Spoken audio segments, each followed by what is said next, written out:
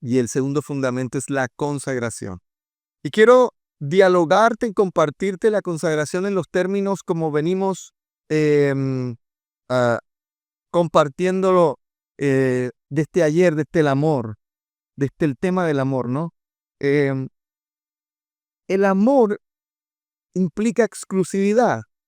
Por ejemplo, si usted está casado, tiene un novio, una relación, usted quiere que esa persona sea exclusiva para usted y la persona que está con usted quiere que usted sea exclusiva para ella, ¿verdad? Y en ese sentido, nosotros hablamos de exclusividad.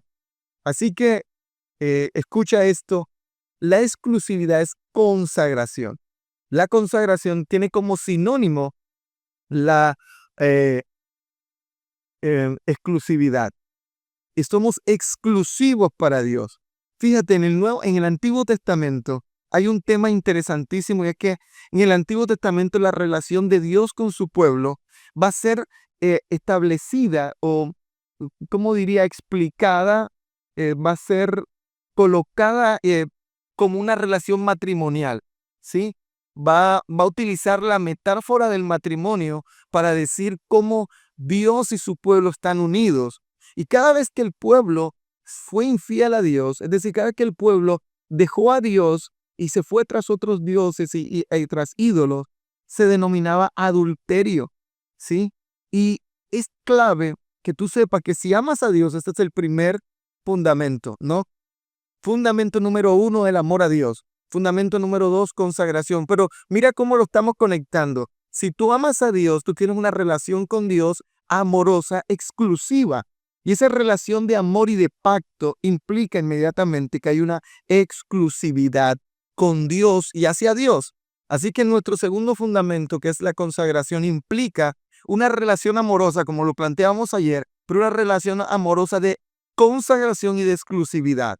Y cada vez que nosotros fallamos en nuestro amor o tenemos otro amor, inmediatamente pasa que ya no somos exclusivos y es como si no estuviéramos consagrados al Señor. Pues así me hago entender. Ahora quiero que leamos, por ejemplo, Efesios capítulo 1, versículo 4, porque este texto es realmente interesante sobre lo que implica la consagración. El texto dice, porque Dios nos escogió en Cristo antes de la fundación del mundo para que fuésemos santos y sin mancha delante de Él. Déjame leerte la Nueva Traducción Viviente. Dice, incluso antes de haber hecho el mundo, Dios nos amó y nos eligió en Cristo para que seamos santos e intachables a sus ojos. Mira, mira esto precioso. Antes de que todo existiera, nos amó. Ya nos había amado. Antes de todo, ya nos amó. Y en Cristo nos escogió para, ¿para qué? Para ser santos y sin mancha delante de Él. Hay una elección. ¿Cuándo fue? Antes de la fundación del mundo, antes que todo existiera. ¿Qué afectos movieron esa elección? El amor.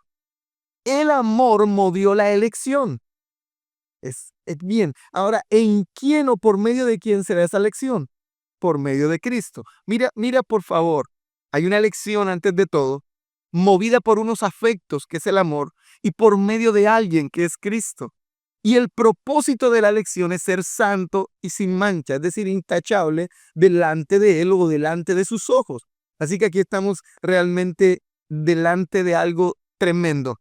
Todos queremos ser escogidos de Dios, pero no sé si todos quisiéramos abrazar el propósito de la elección. El propósito de la elección es nada más ni nada menos la santidad.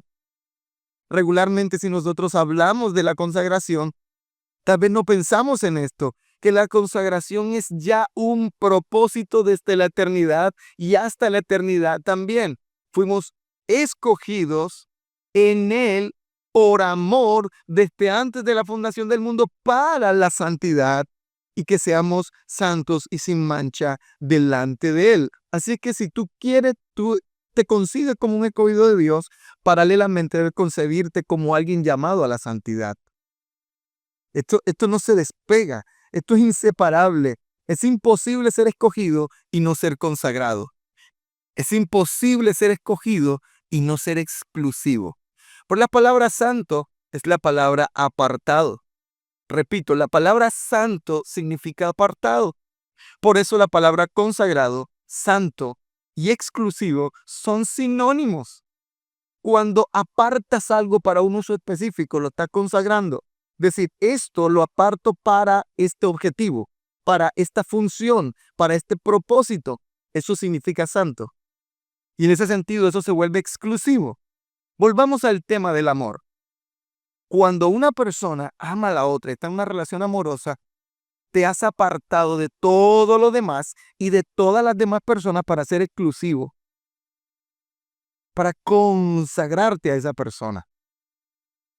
Así que en una relación amorosa que Dios ha comenzado desde la eternidad, amándote por el puro afecto de su voluntad, como va a decir este mismo capítulo 1 de Efesios, porque Él quiso, porque le plujo, porque así son sus afectos, en Cristo y antes que todo existiera, te escogió con el propósito de que tú y yo fuéramos santos.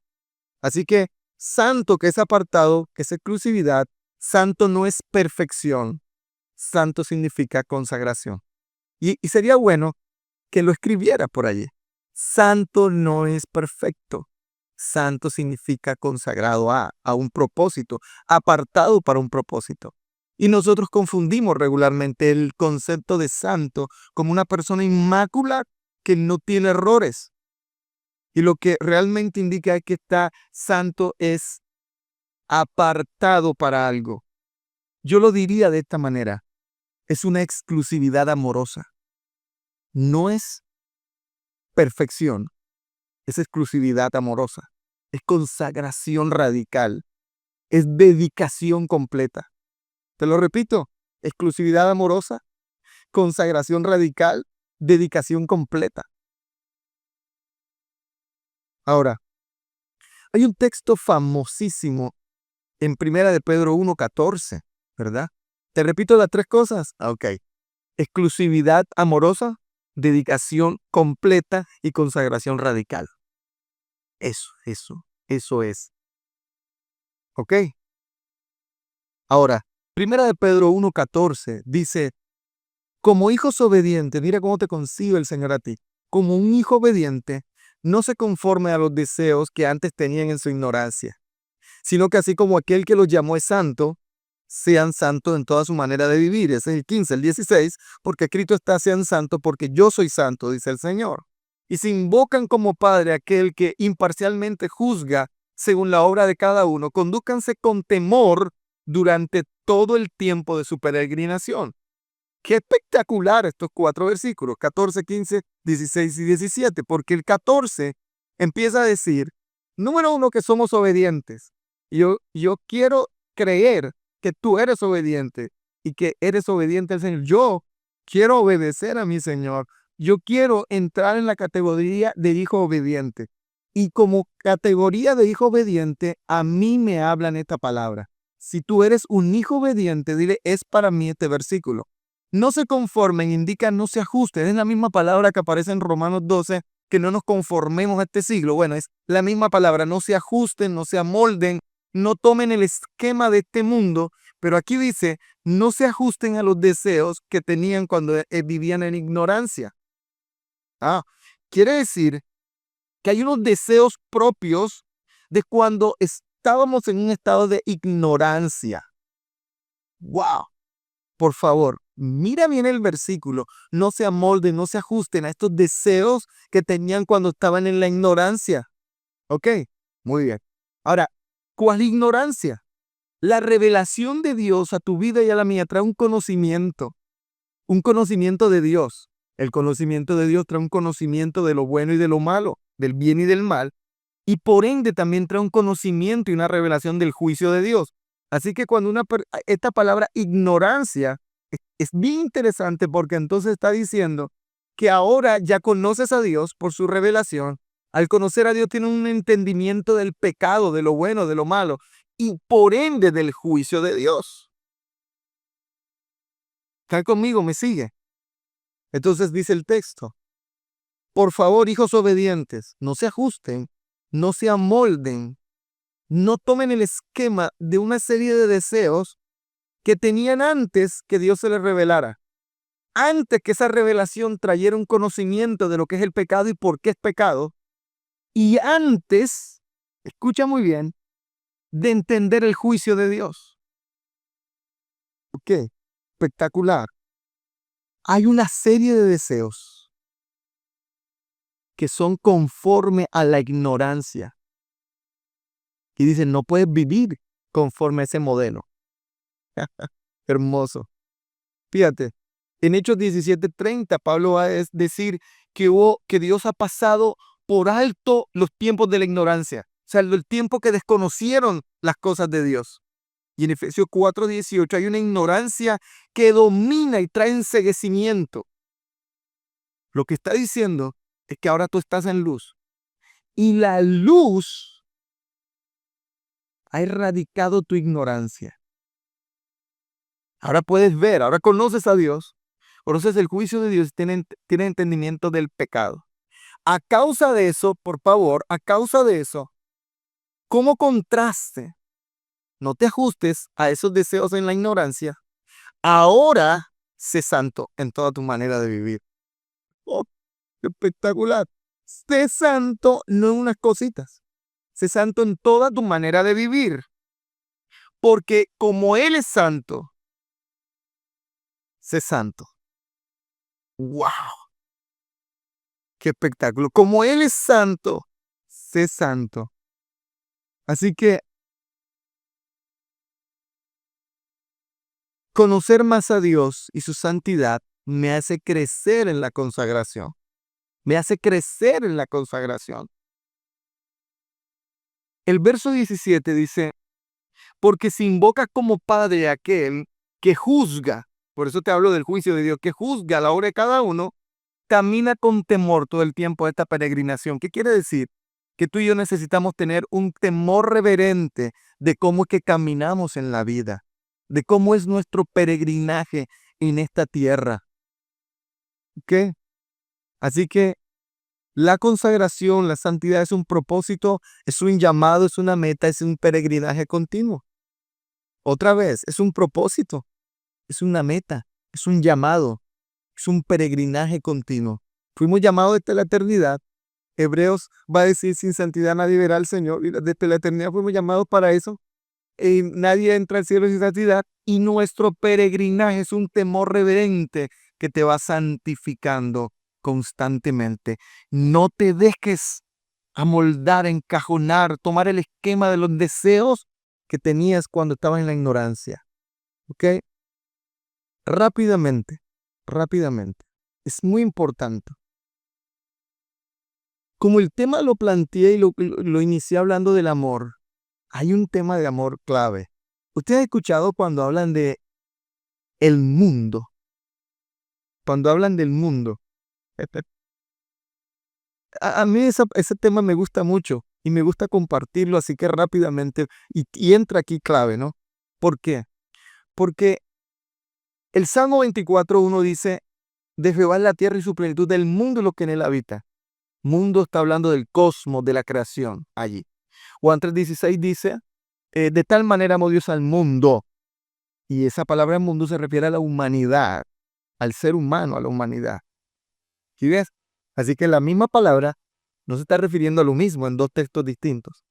Pero hay un tercer caso en la Biblia, que es primera de Juan 2:15 al 17. Dice, no amen el mundo ni las cosas que están en el mundo. Y esa vez, cuando Juan dice no ames el mundo, no está diciendo que no ames la creación, no está diciendo que no ames a la humanidad. Obviamente en Juan se refiere a otro concepto de mundo. ¿Están conmigo? A otro concepto. ¿Cuál es ese concepto de Juan capítulo 2, verso 15? Es el concepto de el mundo como un sistema pecaminoso que se opone a Dios. Así que la persona, escucha bien, es mundana cuando ama el sistema pecaminoso que se opone a Dios. Fíjate que el texto, la escritura es tan bella, no dice, no tengan prácticas mundanas. El tema es un amor que gobierna todo tu ser. Así como el amor a Dios es totalizante, que es todo tu corazón, tu mente, tu fuerza, todo tu ser, todo, todo, todo. Fíjate, porque el amor al mundo también es totalizante y entonces el verso 16 va a decir, porque todo lo que hay en el mundo, y mira cómo lo describe el texto bíblico, los malos deseos, la codicia de los ojos y la arrogancia de la vida. Otra versión lo dice de esta manera: el deseo por el placer físico, el deseo insaciable de todo lo que ves y el orgullo de nuestros logros y posesiones.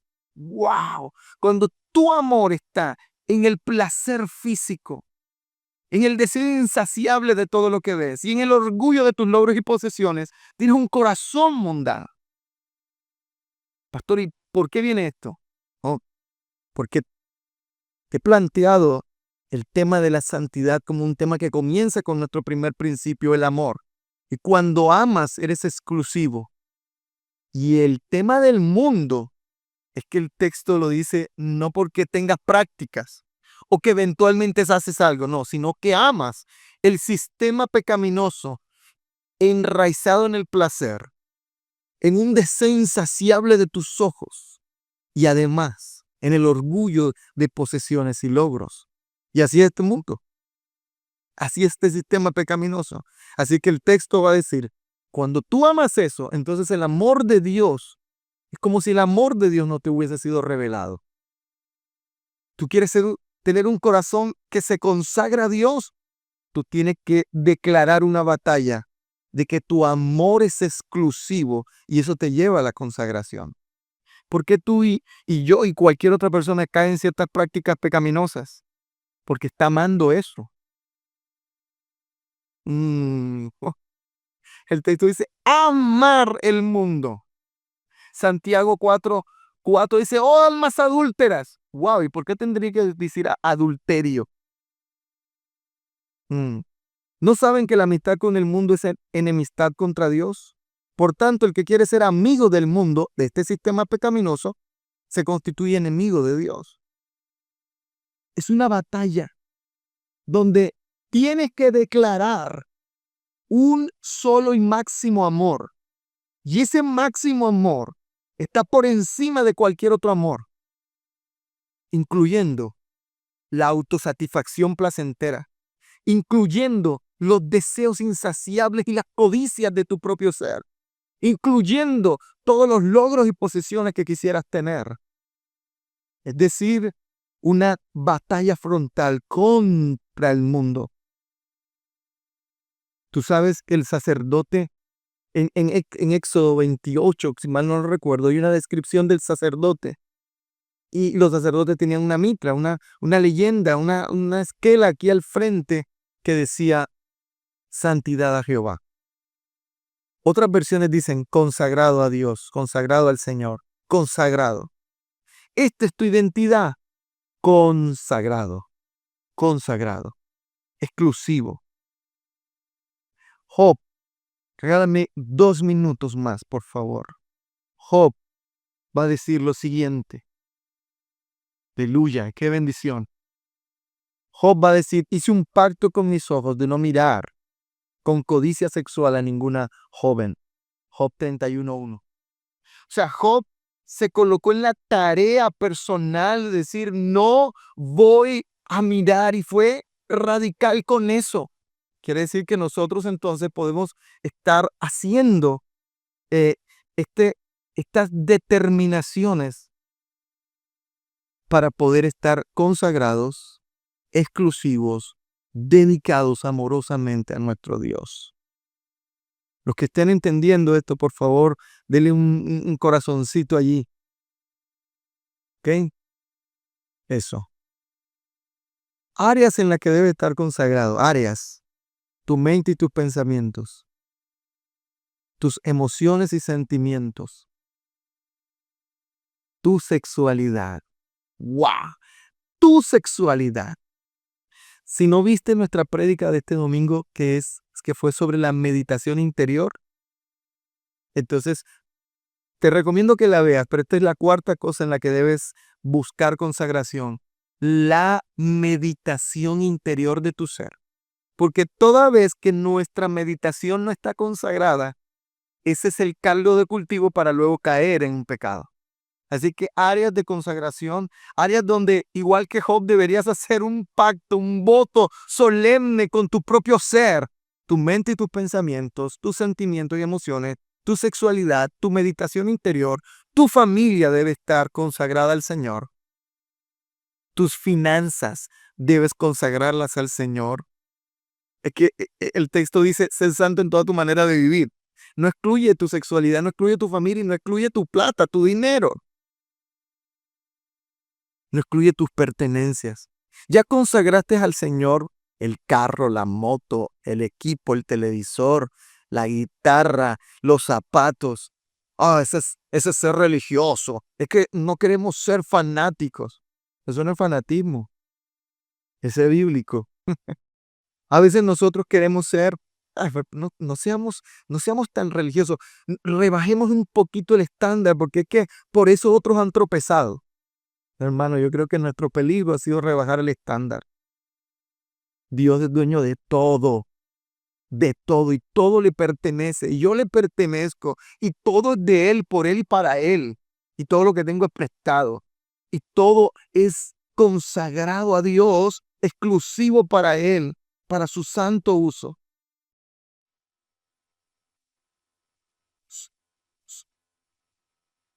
Amén. Entonces, ¿qué es malo y qué es pecado para caminar en consagración? No podemos caer en el pánico ascético de que todo es malo y entonces me voy a ocultar en un lugar para que el mal no me toque. Como dije en algún momento, toda esa gente que piensa de manera ascética de abrirse, irse a un lugar, no recuerda que el mal lo lleva adentro. El mal lo lleva adentro con su condición pecaminosa. Déjame leerte rápidamente. Pecado es todo aquello que no va en congruencia con la naturaleza de Dios, con los deseos de Dios y con la santidad de Dios. Te lo repito, con gusto. Pecado es todo aquello que no va en congruencia con la naturaleza de Dios, con la santidad de Dios y con los deseos de Dios. Si algo de tu ser no va con la naturaleza de Dios, con el carácter de Dios, con el deseo de Dios, eso es pecaminoso. Pecado es todo aquello que reemplaza a Dios. Así que hay un montón de cosas buenas que son pecado. No porque sean malas en sí mismos ni pecaminosas en sí mismos, sino porque están reemplazando a Dios. Y si lo reemplazan, ya tiene una fuente y un origen pecaminoso, aunque el objeto o la cosa o la situación no sea pecaminosa en sí misma. John Piper dijo, pecado es lo que hace cuando tu corazón no está satisfecho en Dios. ¡Wow! Esto es terrible. No sé si lo puedes escribir. John Piper dijo, pecado es todo lo que haces cuando tu corazón no está satisfecho en Dios. Es decir, yo soy un melómano, me encanta la música. Pero si mi corazón no está satisfecho en Dios y pleno en Dios, tomar un instrumento que lo reemplace, porque no estoy satisfecho en él, es pecaminoso. No el instrumento en sí mismo, sino porque es que yo no estoy pleno en él. ¡Wow! Pecado entonces es todo lo que no va en congruencia con el carácter de Dios, la naturaleza de Dios, los deseos de Dios y la santidad de Dios. Es todo lo que reemplaza a Dios, eso es pecado. Es todo lo que haces cuando tu corazón no está satisfecho en Dios. ¿Por qué Jeremías dice engañoso y perverso el corazón? Claro, porque la perversidad y el engaño de tu corazón siempre está rebajando el estándar de lo pecaminoso. ¿Para qué? Para autojustificarte y para practicarlo.